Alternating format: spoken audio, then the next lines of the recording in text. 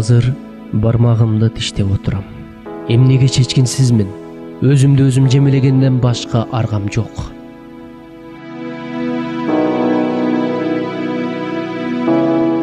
Студент болуп, кышкы сессияны тапшырып жаткан кез. Ар кайсы дубандан чогулган балдар бири-бирибизди жаңыдан таанып, аудиторияда чогулганбыз. Анан калса кийингенибиз да окшош сыяктуу, жарашыксыз. Арабызда сен гана өзгөчө болуп турдуң. Бишкекте чоңойгон кыз, кыргызча үйрөнүү үчүн группага атайын кошулуптур деп күбүр-шыбыр болуп жатканын уктум. Көрсө, сен шаарда өсүп, жарашыктуу кийингенди, өзүңдү караганды үйрөнтүрсүң. Айылдан келген мен сыяктууларга сен өрдүн кызындай, периштедей көрүндүң. Чалабучук кыргызча сүйлөйсүң. Эч нерседен тартынбаган, жөнөкөй, бой көтөрбөгөн кыз экенсиң. Группабыздагы бардык жигиттерге жактың. А бирок жигитиң бар экен. Эсимде, уну айдаган жигит окуу жайга алып кетчү. Келбеттүү жигитиңди анын унасын көргөндө духум түшүп калган. Мен үчүн кол жетпеген максатка, кыялга айлангансың. Бирок сага ашык элем.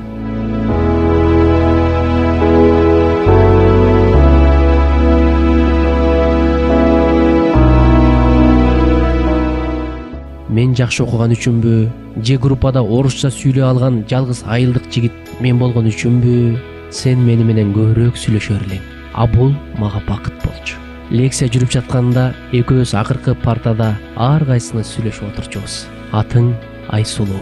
А мен сенин номеруңду телефонума «Лунная красавица» деп орусчалап жазып алгам. Окуп алып, жагымдуу жылмайып койгонуң эсимде. Анан бир ирет жигитиң менен тил табыша албай жатканыңды айттың. Мен болсо сага жигиттердин психологиясын түшүндүрүп берип, сага кеңеш айткан кишиге айландым. Курбуң болуп калдым. Жигитиң болушум керек эле. Чечкинсиз болуп, койчу, ушу кыз мени кантип карасын? Бул ким да мен ким? Деп өзүмдү басынтып, эч бир батынып сезимимди билдире албай койдум. Убакыт өтө берди. Жигитиң менен кол үзүштүм. Кубанганымды айтпа, бирок ошондо да мүмкүнчүлүктү пайдалана алган жокмун. Курбуң бойдон эле калдым. Кандай гана жакшы адамсың, сага жолуккан кыз бактылуу болот дечүсүң. Кийин турмуш шартка байланыштуу сырттан окуп калдым. Кээде гана мен окуу жайга келгенде жолугуп калчубуз. Жолукканда да бир күн кечке сейилдеп, киного барып, чер жазыша сүйлөшөбүз. Бир жолу жатып алып, уну алайын.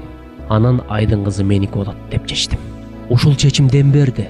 Уну алсам эле даражам сеники менен бир болуп калчудай сезилген.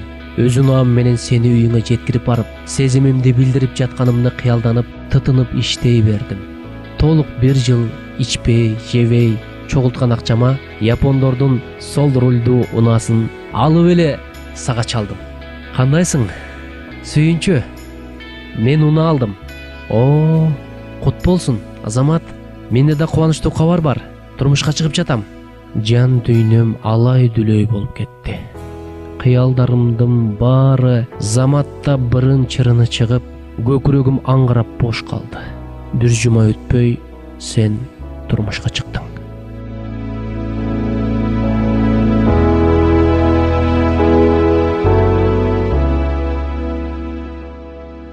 Андан бери толук 3 жыл өттү. Дагы эле бойдокмун, дагы эле сага ашыкмын, дагы эле сени сагынып, дагы эле баягы сени менен менин даражамды тең эмек болгон унаамды айдап жүрөм. Аргам жок.